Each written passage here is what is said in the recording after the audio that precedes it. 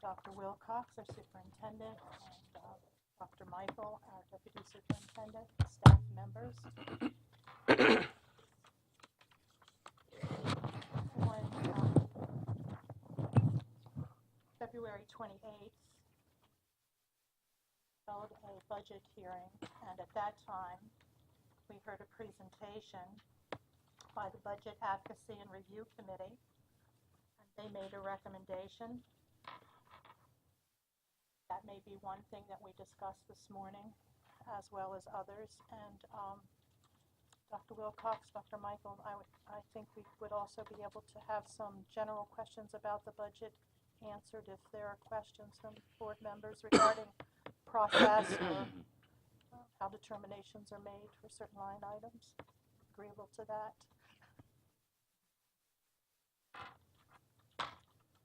So we'll begin our discussion.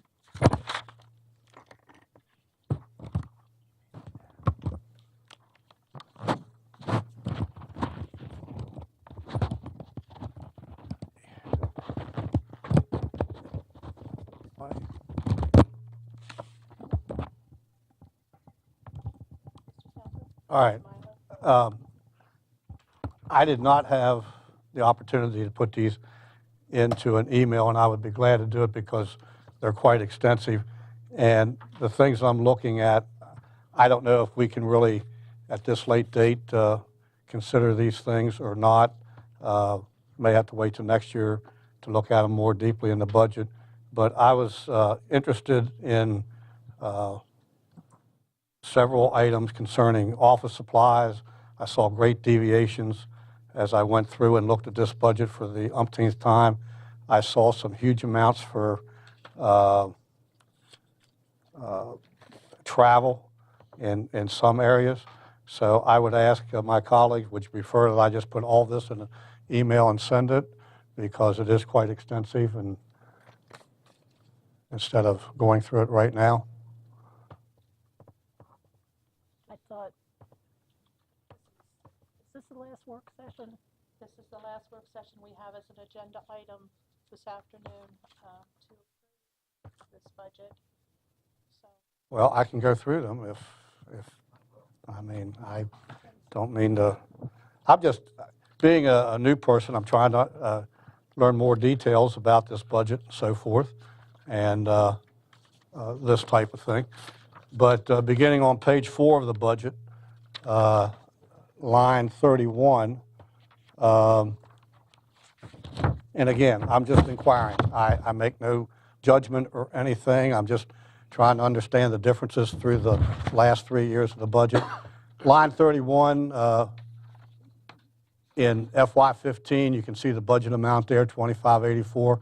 The next year, apparently nothing was spent, and then the last 2 years, it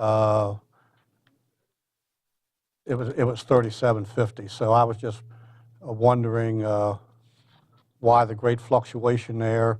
One year we spent $2,500. The next year, nothing was spent. I was just curious by that. But I was wondering if we could go back, if there's any chance that we could go back to the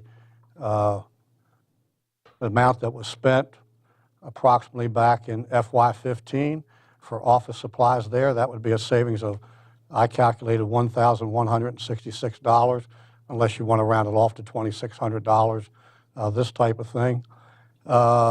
Travel, I noticed that line 36 of that same page, you can see for FY15, $40,915. Then it went up approximately $10,000. Now it's $49,500. I was wondering if there's any chance. Excuse me? Cleared my throat. I said I cleared my throat. Oh, I'm sorry. I thought you said something. Pardon me. If there's any way we could go back to the amount that was spent in FY15, that would save $8,585. On page 5, again, I was curious about line 15. In FY15, it was $699. The next year, it was $7,672. And then it's been budgeted this year at $25,000. I was just curious as to what happened in that year of FY16 that it was only $7,672. Again, if that's all you need for office supplies, that you could save $17,328 there. And then travel, line 18, that same page, I noticed in FY15 it was $1,089. Then it went to $5,600 and something, and now it's been budgeted at $2,500. Again, if you went back, I just was curious as to the variations in the amount that was spent during those times. And then on page 8,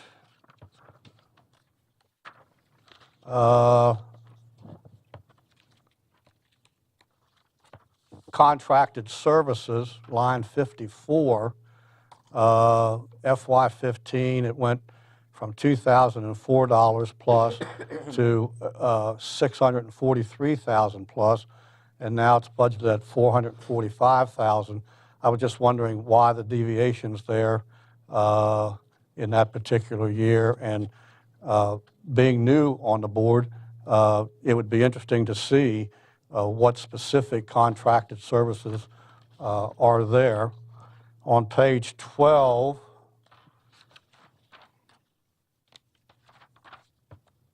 Would it line 6. help if we stop and talk about each of these before we go through the whole Well, thing? I didn't hear anybody, so I went on. So. Well, I mean, I'm not the expert, but I'll make a few points so far. For instance, I guess it was on page, I can't keep up with your pages, but the one item about Which page school you on? supplies, well, see, that's one of the reasons I didn't want to keep going. School principals and staff, page 4, I guess it was, when you were talking about. Okay. See, I'm lost already. Wherever it was $40-some thousand for The travel.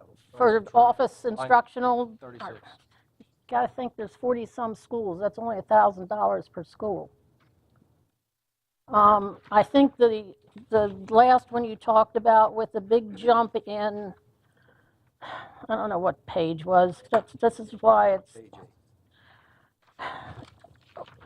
with the one that suddenly went up to 60. Okay, page 8. You're right. Line 54, I think it jumped to $643,000 because that was the year we did a lot of specific training for the digital rollout and Oh, I for assumed that diversity too, and but so I was just on. asking. And I said I would be glad to put these in an email, as we can't do anything with these things this year. That's okay. I said that at the beginning of my comments. I'd be glad to put, my time didn't allow me to do that. I'd be glad to put them in, all these inquiries into an email and let them go at that if that's the wishes of the collective board. I have no problem with that. I'm just trying to learn about the budget and understand the fluctuations through the years so I can get a better handle on I think this. I can provide some info on most of the line items you're talking about here. On the office supplies in school principals, most of the supplies in that area, most of the people are school-based people, so there's very little charge to this department. And I think maybe some of the folks that were here that did charge there were moved out. I think that's the reason for the drop. The travel, the increase from FY15 and 16 to 17 was in last year's budget when the board approved the FY17 budget. Various school allocations were increased 10%, and this travel line item was one of those items. So I think that's, 95% of this money is school that is allocated, or money that is allocated to the schools for travel per administrator. It's allocated a certain amount per administrator. Then on the office supplies on Office of Instructional Supervision, I think the In FY15, we had a bigger number, and then it dropped in 16. And I think the main driver there was, I believe in FY16 is when we started purchasing paper centralized through the printing department. So a lot of the departmental office supplies is dropped. We did move some of that money there, but there probably is a little more that could be taken. And on the contracted, Then it went back up, so I was just curious why you dropped it and then put it back well, up. the budgets remained the same. The budget hasn't changed. It's just that the actual was less than what the Right. budget was. Yeah, Eric, I think it's something to point out. When we look back at 15, 16, we're looking at the actual expenditures for that year. So in that year, it could have been that it was budgeted at 25,000, but we only spent Right. $7,692. It would appear the actual the year before was $34,699. Again, it could have been budgeted at 25. So maybe you were just carrying forward the budget line. I'm sure that's what it was. Yeah, and those are the kind of things I think as we move forward, we can continue to look at. Have our practices changed that we now can reduce that? If, let's say 25,000 was the number we were carrying through there for 3 or 4 years. Have our practices changed such that we're seeing more like $7,000, $8,000, $9,000 as the norm rather than that 34,000 just 2-3 years ago?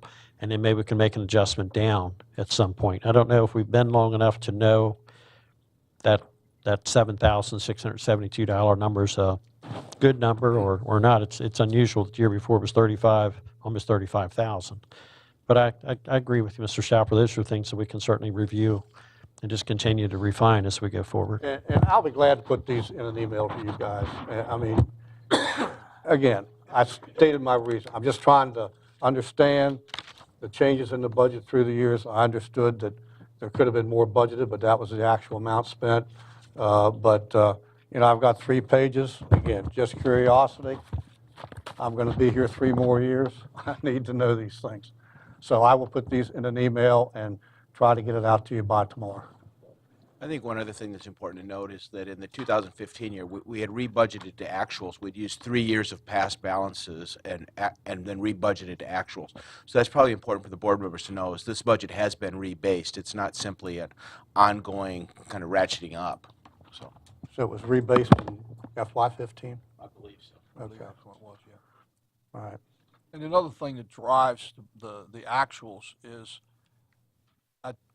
as the managers and directors move through the year and they look at their the amounts they have available, they may decide that they want to take some supply money and move it somewhere else to use it somewhere else, and we'll ask for a budget adjustment related to that. And I can't address these things as you said, item by item, but that happens a lot of times in that if they've got enough supplies to get them through, but they know they've got a little extra money in supplies, they may have a contracted service that they want, or they may have something else that they want for that department, and they come to us and ask us to make a budget adjustment.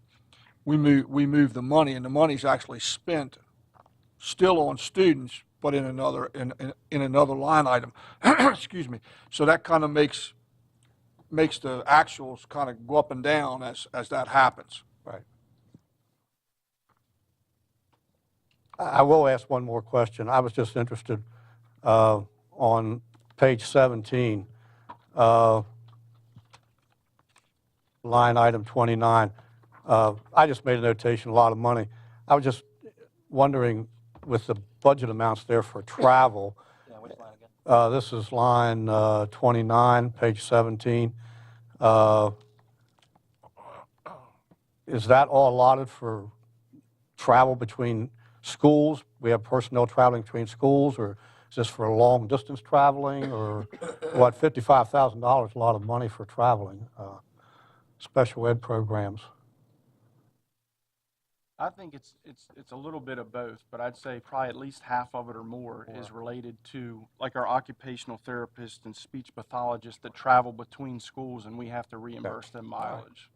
But definitely the majority is probably related to mileage reimbursement. And that's true in other areas too, but you know, this particular one, same case. Again, I want to make it perfectly clear. I'm not being accusatory in any way. at all. I just need to learn about this budget and what's happened to it so that I can get a better grip on it for future years. That's all. Okay. And we're I'll happy, put these in an email to you. we're happy to provide that for you. Okay, thank you. Anything else, Mr. Stein? No, right, not this time, no. Anyone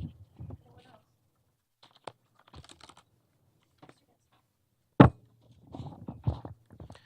I just have a question here. Where would we find the program Social Centennial and Stride Academy located in the budget? Stride Academy is in line, or page 8, line 54, the contracted services line that Mr. Stauffer referenced just a few minutes ago. There's $310,000 budgeted for Stride in that line item. How much again? $310,000. 310,000?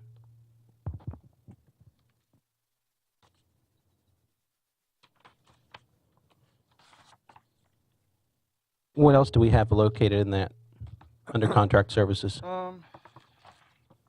There's 120,000 budgeted for Apex, and then 10,000 for Chillage Village instructors, and then 5,000 just kind of miscellaneous from one year to another. It might be something different. That adds up to the 445.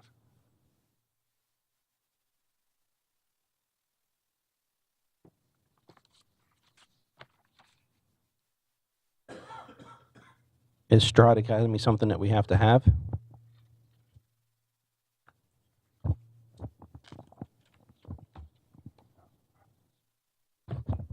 I think Stride Academy is one of those applications that our elementary and now some of our middle school teachers use to supplement their curriculum.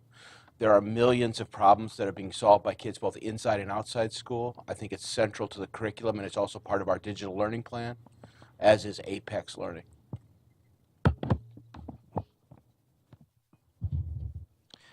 What about the the Centennial? Sentinel? Where's that located? I think it's back in safety and That'd be security. back in security on the page 28. At line 9. I think that cost has gone from 25,000 to 18,000 in this current year.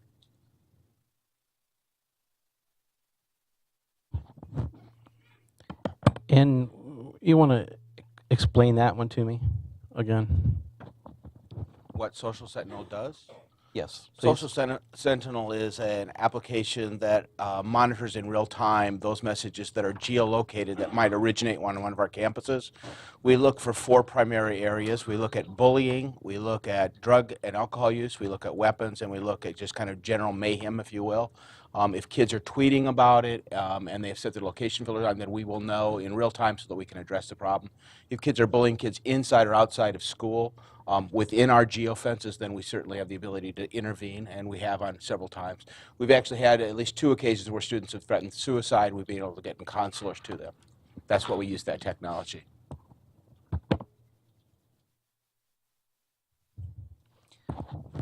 Is there a report that we get on an annual basis of what was kind of caught in the net? We get reports on a daily basis. We have not provided those to the board because there's awfully times contain confidential information. The students' names, information about them. So no, we have not provided it to the board.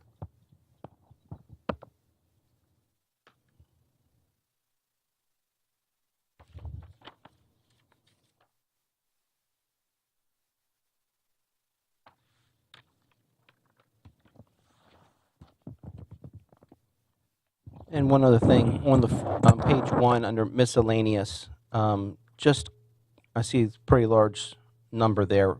What kind of represents miscellaneous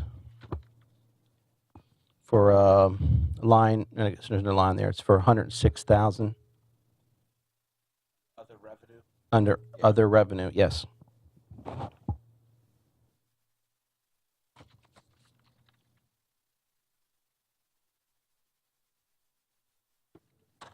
David, when we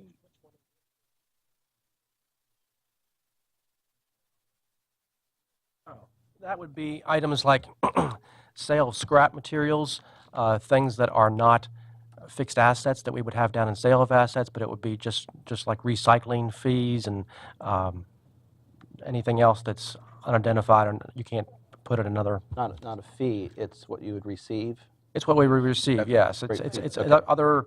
other things that we would receive that would not fit in one of the other lines. And the thing I can think of the most is the sale of scrap. There's lots of that where they take recycling and receive revenue for that. Is that where our Yes. The gov deals. yeah, If it's something that's not a fixed asset that we sell, like if we sell some chairs that we wouldn't have capitalized, that could go in there as well. Conserve it, recycling, things like that. And then the recovery costs?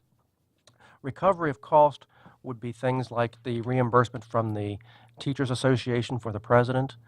That's the primary thing in there. It would also be something if we had damages to a vehicle as a result of an accident that was someone else's fault and we received an insurance reimbursement. That could go in there.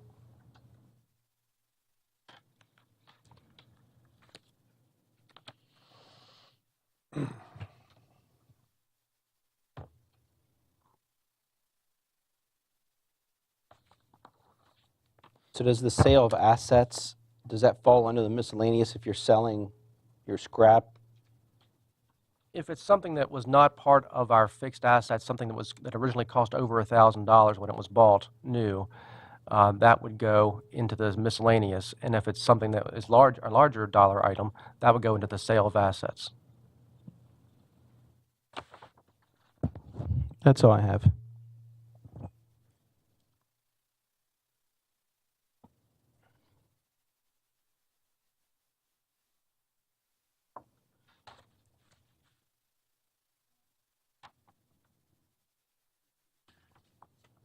I have just a couple to ask about page 6, testing and accountability program. Should be line 5.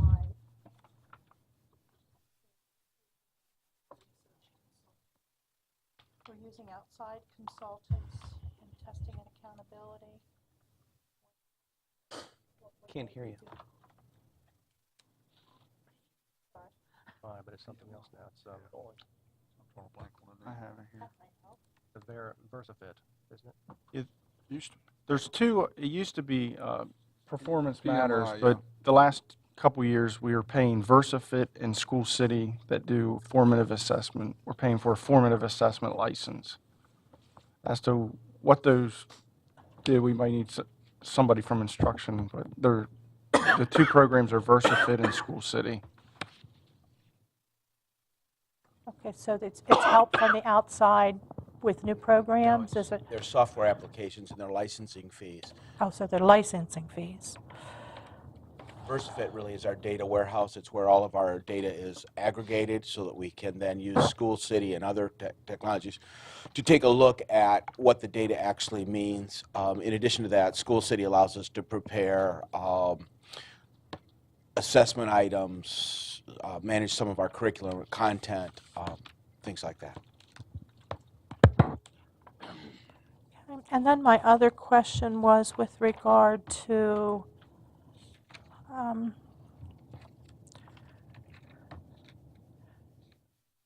printing. I think it's page 37.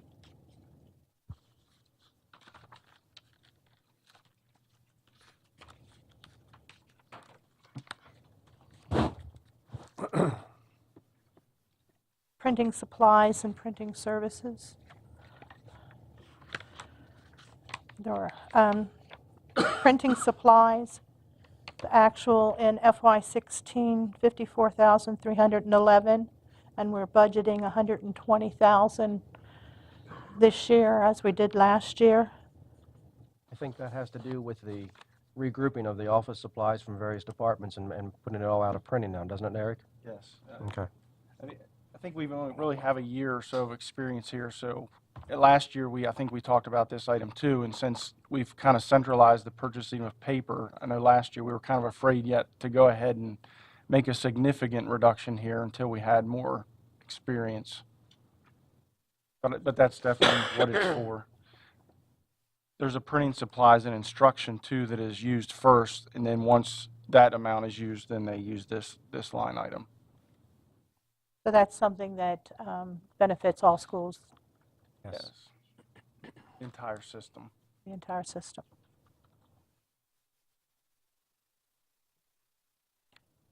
Thank you.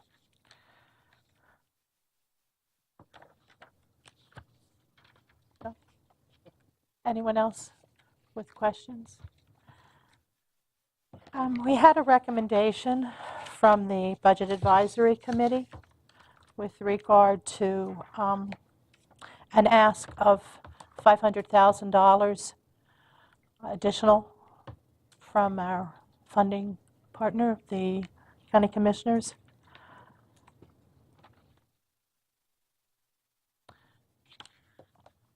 Would my colleagues like to discuss that? Feelings with regard to whether to make that ask? I'll just say the last ask we made didn't go anywhere. Last two.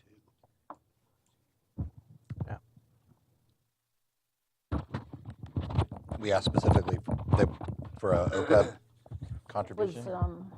We asked them to take over. Association had been pushing us to ask for more money from the commissioners, basically for salary. The one year, Mr. Bickford, we asked specifically for money to help supplement our pool.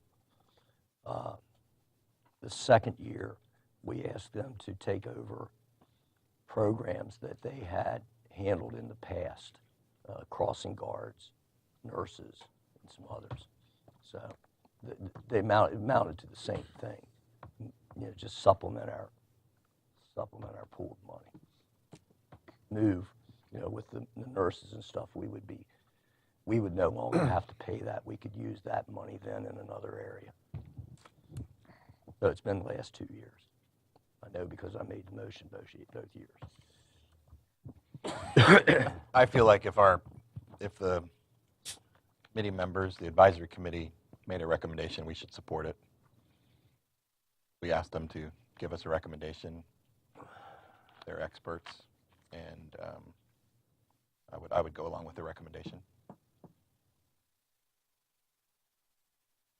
Anyone else feel similarly?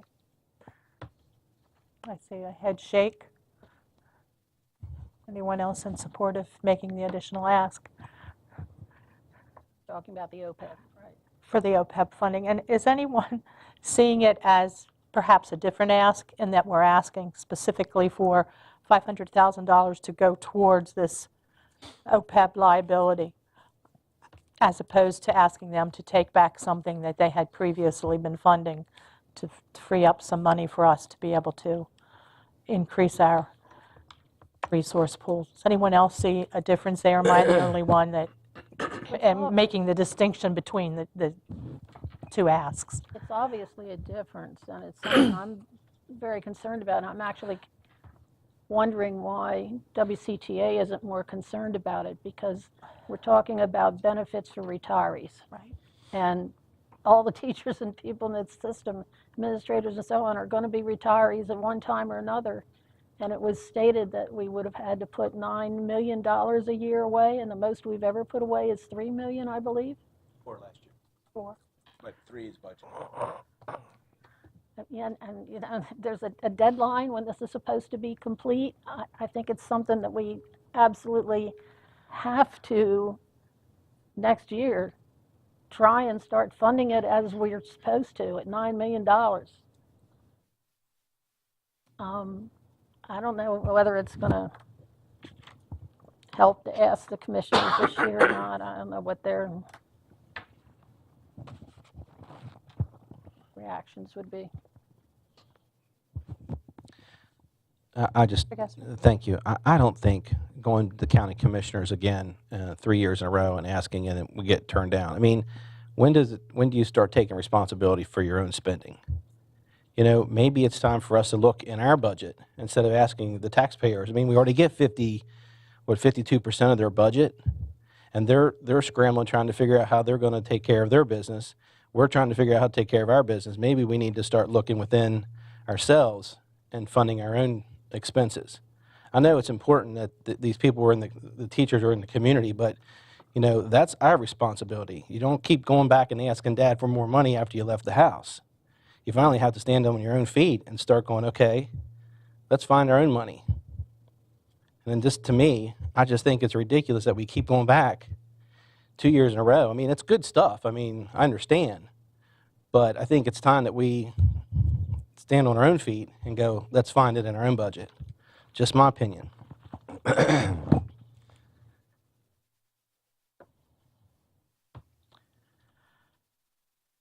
Easier Reiner. said than done. When you're talking about finding $4 million, $5 million, then you're hurting. You're hurting somebody, somewhere, something. There's big ticket items in there, yes, but those big ticket items have a cost. It's not just $5 million, it's cost to our kids. So, yeah, that sounds good. That's politically expedient to say, but that's, I want to see where it's going to come from. Because until I can see where it's coming from and analyze what we're going to hurt and what we're going to damage. I remember Stan and I were, and Melissa, I guess, and Jackie, all of us were there when we went through some really hideous budget terms. We cut out elementary music. How long did it take us to get that back? 7 or 8 years. That's a generation of kids that didn't have an opportunity to be involved specifically in arts and music. So, yeah, that's fine. We can say, okay, we've got to find the $5 million in extra funds from our budget, but it's going to hurt somebody somewhere because that's a big ticket item, huge. And we can find 10,000 here, 15,000 there, 20,000 there through 30 pages of it, and that might get us 10% if we're lucky. So ask. I think it's the right thing to do to ask. Done it before. I'd be happy to do it again. Although I won't make the motion 3 years in a row. But like I said before, I don't have high hopes. So, I'm not sure what to do. I know, Chris, we've talked about this in finance over and over again, that, it's a statewide problem. It's a huge problem throughout the state. We're in pretty good shape by comparison. I would not want to be Montgomery County. Or PG County. Or PG, yeah, particularly PG. But my guess is, Chris, and you tell me if I'm wrong, they'll spread it out. It'll keep going out until there's a monumental crisis. Mm-hmm. And then we're in trouble. And I probably will be dead. But it's a big problem, but there's no simple solution.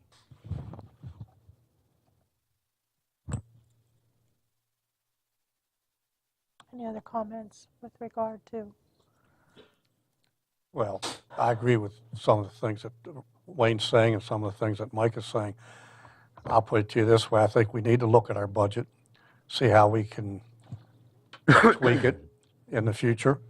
It's a little too late to be doing it now. But I will tell you this, I have no problem with asking, but given the county commissioner's past performance, I, again, don't think you're going to be successful, but it never hurts to ask.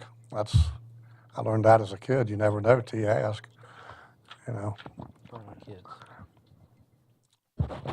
So I think there are a couple things that I would say. First of all, about 85% of every dollar that you receive is tied up in salaries and benefits. Another 10% is tied up in fixed costs.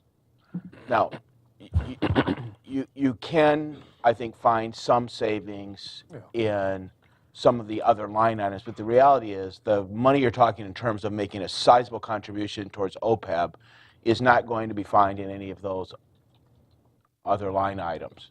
Where it's likely going to be found is in personnel, and those are very difficult decisions, and that's, I think, what Mr. Reidenauer was saying about the elimination of programs. That's not something that any school-based administrator nor district administrator would recommend at this time, but it is something I think you're going to have to look at, and probably the place that you'll begin to look and have most success is in controlling the increased costs related to salaries and benefits. Taking a look at health care and perhaps having a review of that plan and perhaps not have as rich a plan. Taking a look at the contribution rates between employees and the system. Taking a look at the rate of hiring and perhaps slowing some of that down. Again, the reality is that you only have about 5% that are discretionary costs. And as you begin to squeeze some of that discretionary cost out, you change the quality of work life in a significant way.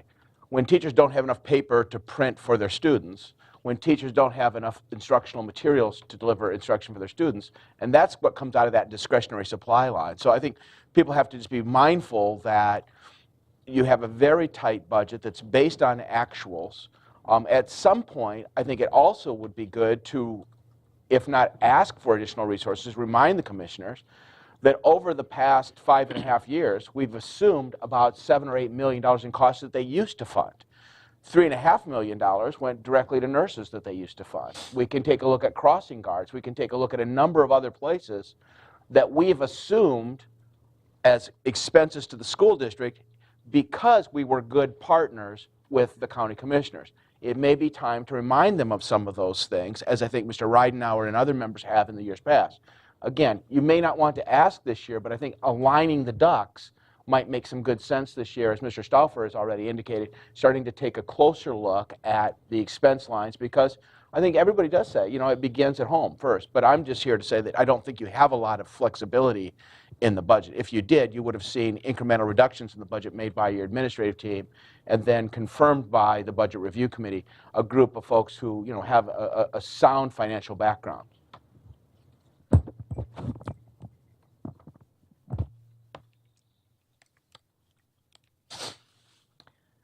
So I don't, I just have a question for clarity. When we make our contributions to OPEB, is contribution the right word? Yes. That affects our own retirees. It's not going into some state pool, correct? Like we're taking care of our own? That's correct. It's in a pooled trust, but it's accounted for separately. Got it. So we can pull the spreadsheet on it and look at what our numbers are versus the other 10 or 11 school systems that are in that pooled trust. Got it. And the reason for the pooled trust obviously is the more money you get into a fund, the better investment rates you get from your investment advisors. Thank you. any other comments on that matter? And I don't believe we need to make that decision right now, but at the meeting at 1 o'clock, if there is a desire to make a motion that addresses making that request of an additional $500,000 to make an OPEB contribution that would be beyond the $97,410, I believe, that is the MOE amount this year, that would be the time to do it. So, anything else we need to discuss?